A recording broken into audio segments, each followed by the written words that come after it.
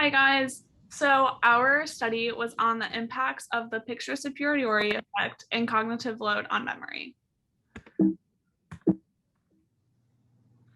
So what I want you guys to do now is I want you guys to close your eyes and I want you to imagine that you're walking through an art museum and you're looking at all the pictures on the wall. You see one beautiful picture and you're staring at it, and below it is a verbal description of the illustration above.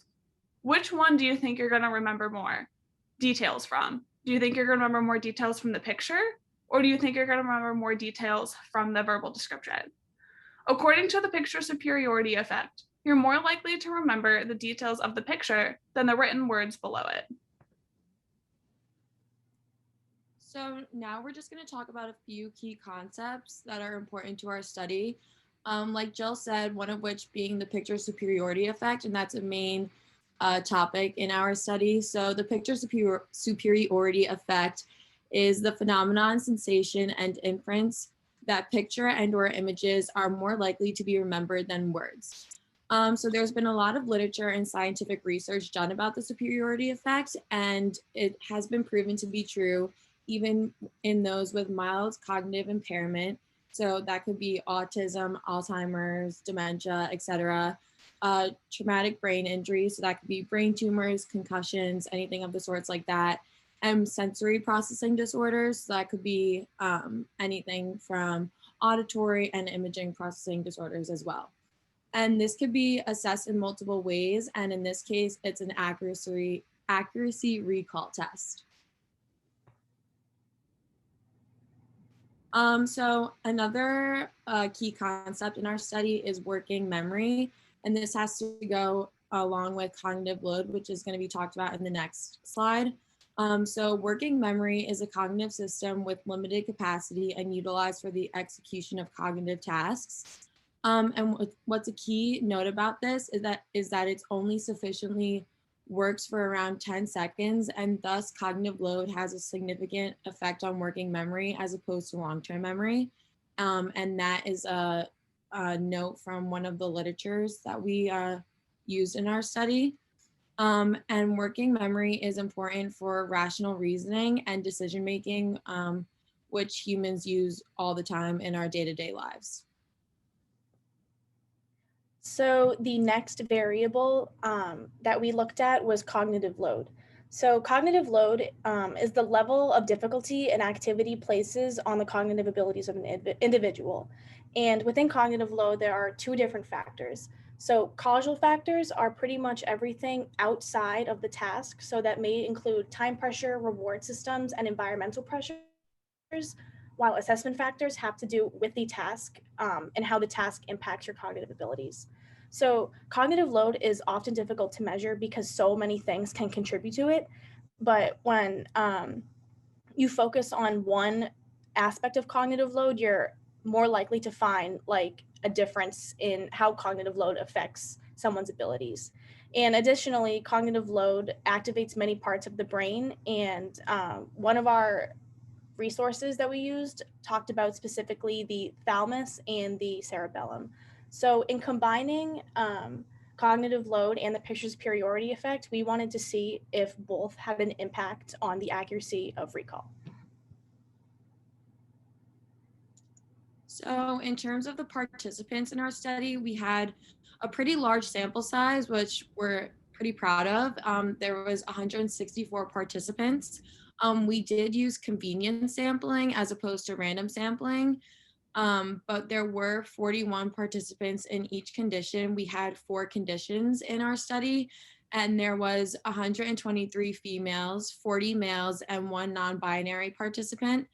There wasn't an age range between 18 years old and 64 years old, which we think that provided a large sample size and diverse age range, which gave us a pretty good telltale of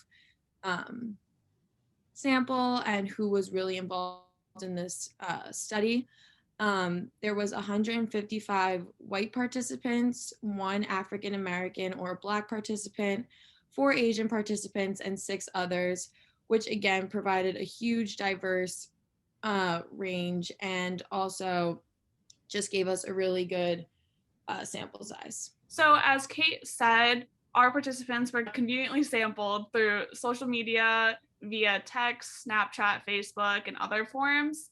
And so in our study, participants received a link to the Qualtrics survey, and then they were asked to sign an informed consent form.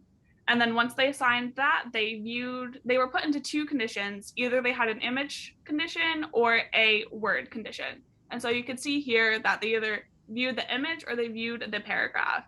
And so we tried to make the paragraph condition as equivalent to the image as we could so that we could decrease any confounding variables. And so each participant viewed either the image or the paragraph for 2 minutes, and they were not able to leave the screen. And so after the 2 minutes were up, they would be automatically advanced to the next screen. So in terms of the methods, again, half of the participants were put under cognitive load while the other half were not. So this included a 7-number recall task, which in terms of cognitive load, that's kind of a typical cognitive load task.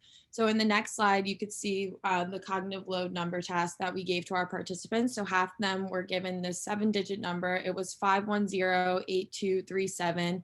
So after they were shown the image or the word condition that Jill just talked about, half the participants were either shown this number or the other half were not shown this number. And this was randomly assigned to the participants.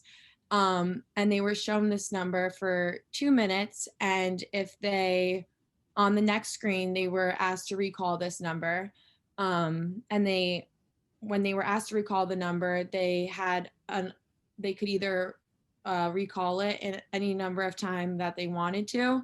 And if they did, then they could automatically advance to the next screen, or after 2 minutes that this time would expire. And yeah, that was basically the cognitive load task that they were asked to do. So after either seeing or not seeing the cognitive load task, every group was advanced to a series of questions. So the questions were given to test the recognition of the initial image or paragraph that the participants had seen. And depending on which condition you saw, your answers were displayed differently. So if we go to the next slide, we can see an example question. So all participants were asked how many stars were there around the moon, but the difference was that the image condition saw answers that aligned with the image, whereas the word condition had actual numbers aligning with what they had seen in the paragraph. So after answering all 10 questions, all of the participants were asked to give some demographic information, and then they were given a full debriefing. And so in terms of what we hypothesized what would happen in the study, we thought that participants who were given the image would remember more details than those who are given words, and that corresponds with the picture superiority effect. And then we also thought that participants who are not put under cognitive load would remember more details than those in cognitive load, because if someone undergoes cognitive load in which we used a 7-digit number recall task, and our working memory can only hold around 7 plus or minus 2 pieces of information at one time. So we thought that the 7 number would be perfect. And if they were chosen to remember that number, it would kind of like get rid of that previous information that they saw, whether it was like the image or the word. And we thought that that would have an impact on their memory. And then ultimately, we thought that those in the picture non-cognitive load condition would remember the most details out of all 4 conditions, and that they would have the highest mean accuracy of number of answers correct. So to figure out our data, we went into SPSS and we set up a 2x2 factorial analysis of variance, or ANOVA. And when we did this, we found that some variables were significant while others were not. So when we looked at the picture superiority effect and its impact on the accuracy of recall, we found that there was no significant impact, and we found a p-value of 0.247, which is obviously greater than 0.05. When we looked at cognitive load, we found that there was a significant difference on the accuracy of recall with a p-value of 0.023, which is less than 0.05. And then when we looked at the interaction between the picture superiority effect and cognitive load, we found a p-value of 0.631, so there was no significant interaction. So in our discussion, we talked about how we found that one variable had a significant difference while the other variable did not. So cognitive load had a significant impact on the accuracy of recalling information. And when we looked at our data, we found that participants did significantly worse when they were presented with the cognitive load task rather than when they were not. However, there was no significant impact of the picture superiority effect on the participants' accuracy of recall, and there was also no significant interaction between the two variables. So pretty much when we looked at the data, both groups, both the image and the paragraph groups did pretty much the same. And so our hypothesis supports the idea of the cognitive load theory, but it doesn't support the picture superiority effect.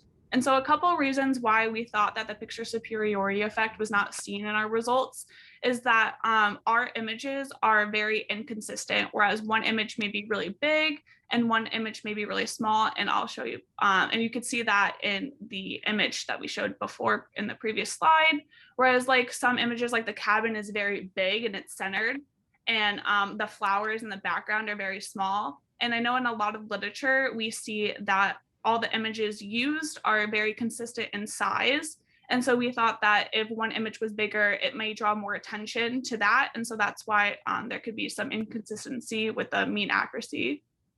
And then we also thought that one big image versus smaller images. And so again, in previous literature, all the studies that have been done with the picture superiority effect have been done with single images, whereas we'd used a very large image.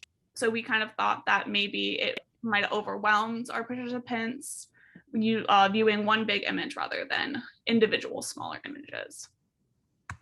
And so here in figure 1, you could just see our data of how many answers in each condition were correct. So we basically measured the mean accuracy. And you could see here in the words no load condition was the highest accuracy out of all 4. And then in the image no load, it's very close to the number of right answers in the words no load. So you can see that there's not really an interaction here. But if you look and compare the image no load to load for both, you could see that there's a significant difference between both of them. So there's obviously a few key takeaways from this study. There's been a few literatures and scientific research that have been done on the picture superiority effect and cognitive load separately, but we feel that our research really ties them together and makes a connection between the two. So we connected the picture superiority effect and cognitive load, and it tells us how our brain functions when presented with visual versus written information, while also showing how cognitive load impacts our abilities of analyzing both conditions.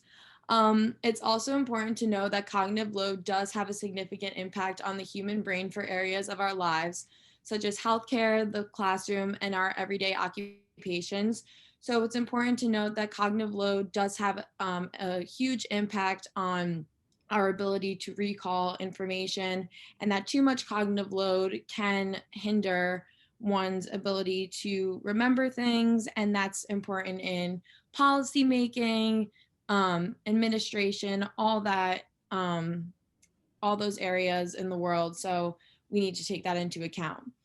So for future research in this area, certain things that we could do is possibly target a certain demographic, such as those with traumatic brain injuries, brain tumors, concussions, and or processing disorders, to measure whether the cognitive load theory does hold true and accuracy recall. And another piece of information that we could maybe change here is, like Jill said, maybe ensuring that the picture size does remain the same, or it doesn't change size, or one's not bigger than the other, so that this is not a confound, or it's not changing, so that people aren't affected by this when they're taking the study.